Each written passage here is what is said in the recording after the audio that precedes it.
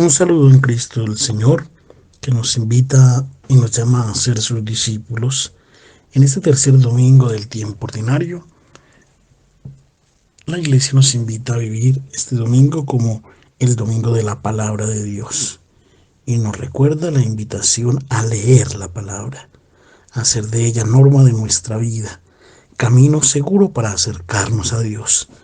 Este domingo ha sido catalogado, este tercer domingo ha sido catalogado el domingo de la palabra de Dios y sobre todo por ser el domingo que nos lanza ya a la lectura del Evangelio, este año del Evangelio de Marcos, como lo hemos dicho anteriormente. El Bautista nos ha acompañado ya durante el Adviento, nos ha preparado la venida del Señor, nos ha mostrado al Cordero de Dios que quita el pecado del mundo. El pasaje evangélico de este domingo nos dice que ha sido entregado al poder político. Este verbo es muy importante porque está empleado en los evangelios también por Jesús. Nunca se dice que Judas ha traicionado a su maestro. Siempre se dice que lo ha entregado al poder religioso y al poder político, porque estos dos poderes se alían siempre cuando se encuentran de frente al Cordero. Si aquel que ha señalado al Cordero es prisionero, no puede suceder otra cosa diferente con el Cordero mismo. Es decir, la suerte de Juan el Bautista será entonces la suerte también de Jesús. Porque los reinos de este mundo se fastidian con la presencia de este Cordero. Los reinos de este mundo son aquellos que se basan en la fuerza, en el dominio, en la competencia, en la rivalidad. Vence quien es más fuerte. Quien es débil es rechazado. El pobre es burlado y eliminado. Esta es la lógica de los reinos antiguos. Y aquellos que tienen este poder consideran que el hombre grande y valioso, el hombre importante, es aquel que vence, aquel que puede pasar y pisotear a los demás. Ahora entra un mundo nuevo. La presencia del Cordero fastidia de plano estos reinos, porque antes la lógica que se presentaba era esta. Esta era la lógica normal, aceptada por todos. Ahora se presenta un cordero y los lobos se dan cuenta que no son hombres, son antihumanos. Y si quieren continuar con su poder, deben quitar de en medio al cordero. El encarcelamiento de Juan el Bautista debió haber sido una confrontación para Jesús. Seguramente pasó por su mente que era mejor dejar todo así, no buscarse problemas y volver a Nazaret junto a su madre, que allí seguramente lo estaba esperando. Pero había venido a este mundo no para introducir un poder más fuerte de aquellos que ya existían antes, sino para introducir un mundo completamente nuevo, una sociedad alternativa, la del Cordero de Dios. Cordero que habla solo de mansedumbre, de dulzura, de amor. Un Cordero que dona todo. El Bautista ahora concluye su misión, sale de escena e inicia la vida pública de Jesús. El lugar que él escoge para iniciar no es Judea, no es la capital Jerusalén, es Galilea. Galilea es una tierra despreciada, tierra que siempre se caracterizó como pagana. Es una tierra recordada solo marginalmente en el Antiguo Testamento. Solo unas 5 veces aparece y sin mayor relevancia, sin mayor importancia. Inicia la vida pública de Jesús diciendo: el tiempo se ha cumplido. No dice el cronos en griego, no, dice el kairos. Kairos en griego significa este es el momento oportuno, el momento decisivo, una ocasión para no perder. Es necesario tomarlo ahora, porque es una oportunidad que no se puede perder. Es la plenitud del tiempo que había sido anunciada ya por los profetas. ¿Qué es lo que ha sucedido? Algo importante. Dice Jesús: el reino de Dios está aquí, está cerca. Lo puedes tocar, lo puedes tomar. No lo dejes huir. No dejes que se vaya porque es un tesoro. Tómalo ahora. Es el presente, es el hoy, es el tiempo de Dios. Es esta la oportunidad, es este el momento. ¿Qué es este reino de Dios? El reino de Dios era la gran esperanza de todo el pueblo de Israel. El pueblo había hecho la experiencia por unos 450 años de la monarquía, que no había sido desilusionante, sino desastrosa, porque los reyes de Israel, en vez de dejarse guiar por la palabra de los profetas, habían continuado con sus pensamientos según la lógica del mundo antiguo. Los reyes de Israel se habían comportado como ladrones y bandidos y no como pastores. Esta era la espera de todo el pueblo. Esperaban finalmente un cambio en el mundo. Y si tenemos en cuenta esta espera cultivada por siglos por los israelitas, estamos en grado de comprender la carga explosiva de las palabras de Jesús cuando inicia su vida pública. El tiempo de la espera ha acabado. El reino de Dios, el reino de la paz, el reino de la consolación ha llegado. ¿En qué consiste este reino? El reino que Dios quiere en este mundo es que el hombre no sea lobo, no sea inhumano, sino que sea hombre verdaderamente. El hombre es hombre cuando ama, cuando abre su corazón a la necesidad del hermano y se pone al servicio del hermano, que es lo opuesto precisamente al mundo antiguo. Por tanto, adherirse a este reino es vivir en la iglesia. Ir a la iglesia es una cosa buena. Adherirse a este reino no es tanto ir o no ir a la iglesia. Esto es bueno, es positivo, pero significa algo más allá. Cambiar toda la forma de relacionarse con la realidad de este mundo. Toda la vida cambia. Cambia la forma de trabajar, de manejar el dinero, de relacionarse con la familia. Todo ahora es regulado por un principio nuevo, que es aquel del olvido del propio egoísmo, que era la característica anterior que regía la vida. Ahora la regla es el amor, la atención al otro, el servicio. Es el cambio de un régimen. Los dominadores ya no cuentan para nada. En el reino de Dios los grandes son los siervos. Los ricos ya no cuentan para nada y son los pequeños, los pobres, los débiles, los más importantes. Hay dos condiciones para entrar en el nuevo reino. Primero, es necesario convertirse y creer en el Evangelio. Conversión. Ya hemos hablado de lo que significa la conversión, mirar hacia otro lado, tener una nueva perspectiva, dejar todo e encaminarse hacia otro lado, dejar de mirar con nuestros ojos y ser capaces de mirar con los ojos de Dios.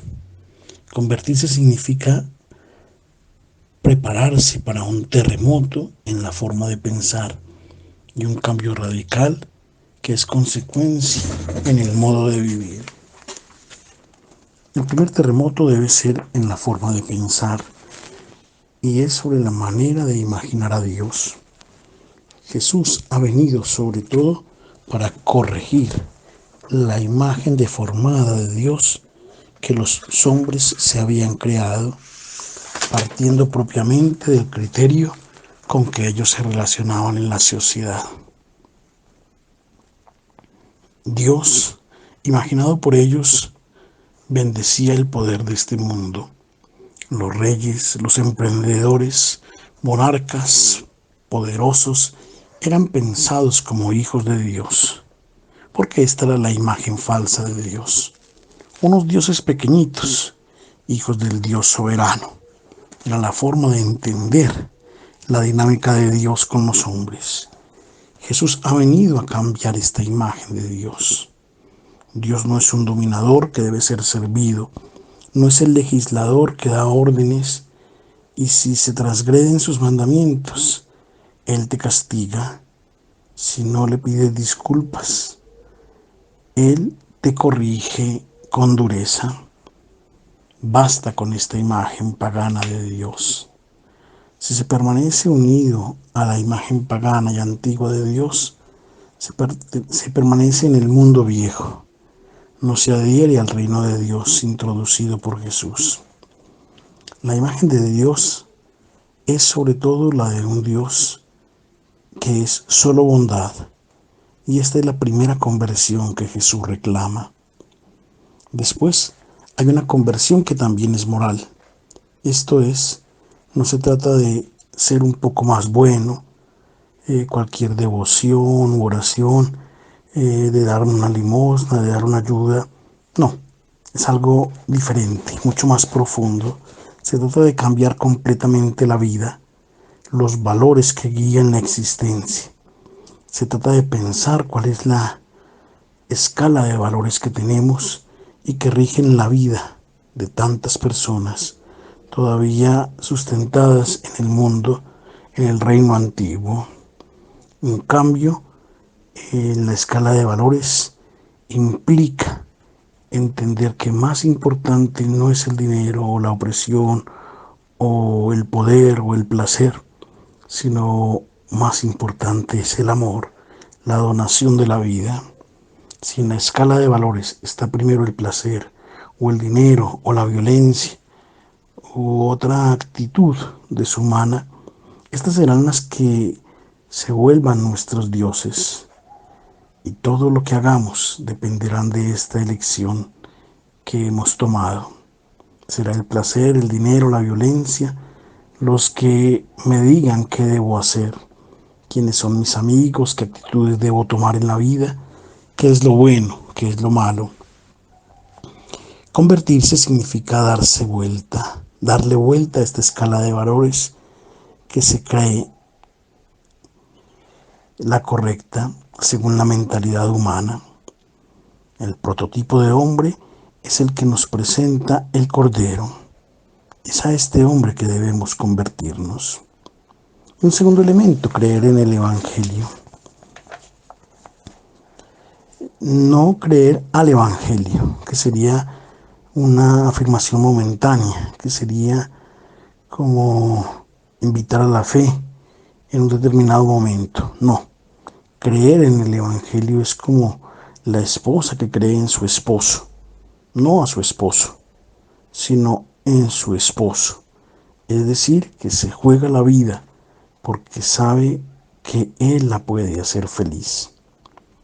Ahora sí, Jesús quiere cambiar esta sociedad alternativa por aquella del Cordero.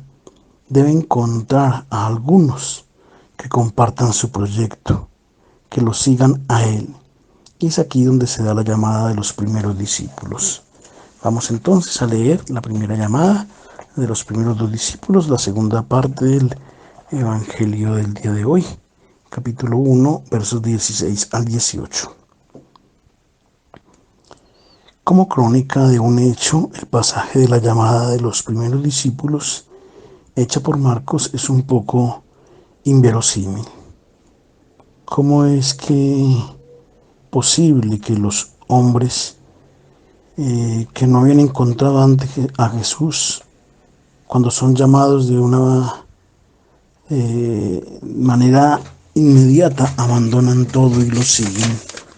Es difícil de entender esto. Tal vez no es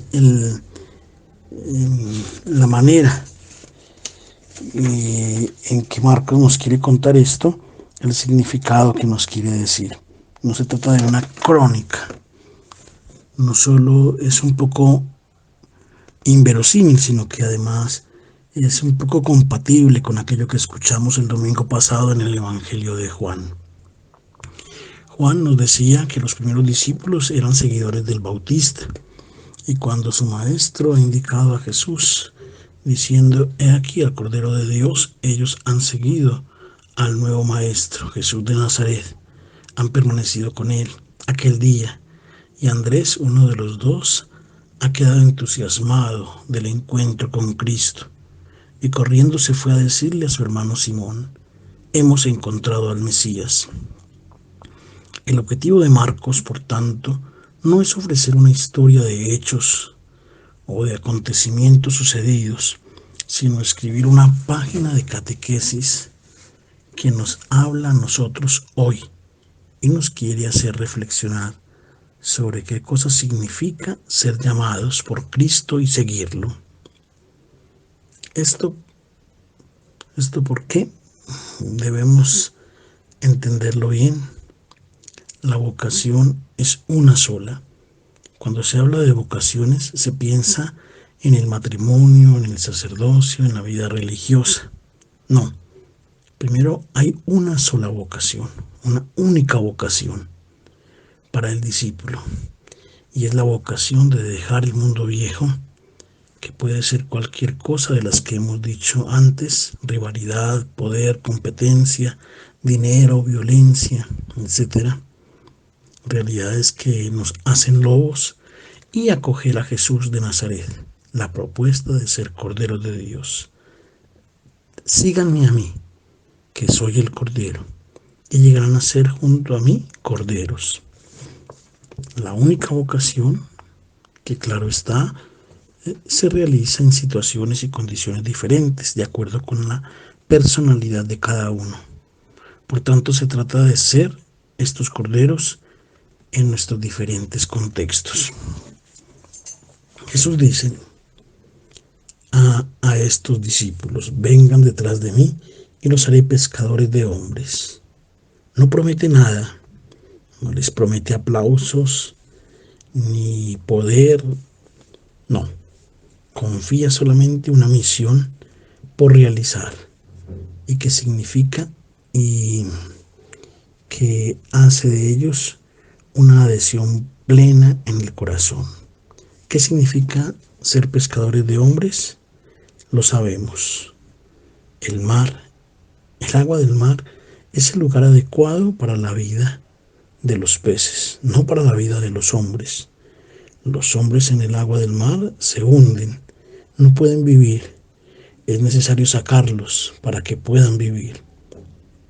El mar en la cultura semita indica el lugar de las fuerzas del mal, la sede del diablo, todo aquello que va contra la vida. Entonces es necesario sacar a los hombres de aquellas condiciones. ¿Cuál es la tarea de los discípulos?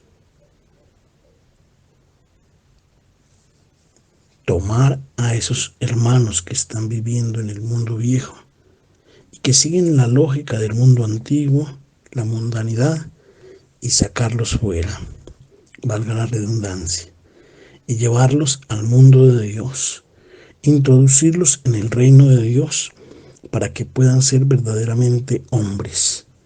Y esto se debe hacer de inmediato. De hecho, de inmediato dejan las redes y lo siguen. No hay tiempo para perder. La vida es una sola. El tiempo pasa. Por tanto, quien ama al hermano debe sacarlo fuera de inmediato. Debe sacarlo de estas aguas que le impiden vivir y llevarlo al encuentro con Cristo. Las redes, las cuales se deben dejar, son el signo de todo aquello que nos impide seguir inmediatamente al Señor, a Cristo el Señor. Si nosotros nos hemos adherido a Cristo, pero tenemos todavía las redes que nos retienen en el mundo viejo, nosotros no vamos lejos. Si queremos ser hombres nuevos, es necesario cortar con el pasado. Pensemos en las diferentes redes que nos retienen todavía en la mundanidad. Nuestra pereza, la comodidad, las actitudes, las tradiciones, el egoísmo, el afán por el dinero. Si no se corta totalmente, nos vamos a encontrar en una condición en la cual la adhesión a Cristo está mezclada con tantas lógicas paganas, y por tanto viene fuera una vida que no es ni pagana ni cristiana. Aquella es llamada tibia en la famosa carta a la iglesia de la Odisea en el libro del Apocalipsis. El agua tibia, hecha del agua caliente y del agua fría, es es un agua que no la acepta el Señor. O estamos o no estamos. Si quieres permanecer en la vida pagana, continúa en la vida pagana. Pero si estás en la vida cristiana, corta de raíz. La expresión dura del libro del Apocalipsis es: esta agua tibia es imbebible, me hace vomitar. Jesús no voltea a mirar a los dos, si ellos dos han aceptado o no han aceptado. Aquellos que han seguido a Jesús y su propuesta de vida, Él continúa caminando porque tiene una meta por lograr. De hecho, andando adelante encuentra a otros dos, siempre sobre la orilla del lago de Genesaret. Leamos cómo es este encuentro en los siguientes versos 19 y 20 del capítulo 1. El pasaje de la llamada de Santiago y Juan parece que fuera una repetición de lo anterior. ¿Por qué nos la cuenta así San Marcos? Porque tiene un mensaje importante para nosotros. Valdría la pena notar frente a los otros evangelios, a Mateo, a Lucas, inclusive a Juan, cómo es diferente Marcos, que desde el principio está llamando a sus discípulos. Porque Marcos tiene una intención importante, tiene un mensaje especial para nosotros. Jesús encuentra a todas las personas, incluso a nosotros nos encuentra en las condiciones en las que estamos, con la profesión que cada uno desarrolla. No es que nos haga cambiar de profesión, nos hace vivir nuestra vida de una manera radicalmente diferente, porque será una vida reflejada no ya sobre nosotros mismos, en la búsqueda de nuestros intereses, sino para la atención, el amor, el servicio al hermano. Por tanto, la vocación no es una invitación a cambiar de profesión. Cuando Jesús llama, se continúa con la vida anterior, pero de una manera completamente diferente, siguiendo valores que son aquellos que Jesús propone. Este es el cambio que produce Jesús en aquellos que lo quieren seguir. Ellos dejan los criterios del mundo viejo, pagano, y buscan la lógica del Evangelio. ¿Qué hacen estos dos hermanos? Dejan al Padre y a sus ayudantes. Es decir, que eran más adinerados porque tenían sus ayudantes. Dejan al Padre. ¿Y esto qué quiere decir? Significa dejar la tradición. Esto es el modo de vida que siempre los había conducido. Porque en la cultura semita el Padre significa el legado. El legado que tenemos con aquello que siempre se ha hecho. Es decir, la vida de los criterios paganos de antes. Ahora son cortados de raíz, no van más. La adhesión es total a Jesús, es una novedad absoluta. Estemos atentos incluso a las tradiciones religiosas, a muchas de las cuales estamos todavía ligados. Pero si el Evangelio cuestiona estas tradiciones, se deben dejar, se debe abandonar al Padre. Después se abandonan a los ayudantes. No hay ya más siervos. No hay ya más personas a las cuales podemos imponerles nuestra voluntad. La lógica del Evangelio no admite esto. Entonces han dado la adhesión decidida estos primeros discípulos. Y esto nos dice cuán grande es la llamada del Evangelio. Debemos tener fe en esta palabra, porque cuando lanzamos esta palabra a aquellos que se zambullen en las aguas del paganismo y no la saben vivir, es necesario tener fe, porque esta palabra llega al corazón y tiene una fuerza divina en sí misma. Y cuando muchos de ellos escuchan esta palabra del Evangelio, y como lo hemos hecho bien, el corazón nos dirá siempre que Cristo tiene la razón. Hoy, en este texto ocasional de la llamada de los primeros discípulos, el Señor y la palabra de Dios nos recuerdan nuestra llamada. También somos llamados a cortar con aquello que nos impide ver al Señor, a cortar con aquello que nos ata y que no nos permite vivir nuestra única y auténtica vocación, el seguimiento del Señor, que es nuestra luz, que es nuestra paz. Este es el camino, es la puerta de entrada, es la presentación de Jesús. Así comienza su misión, llamándonos para que nosotros también podamos reflejar, asemejarnos al Cordero de Dios que quita el pecado del mundo.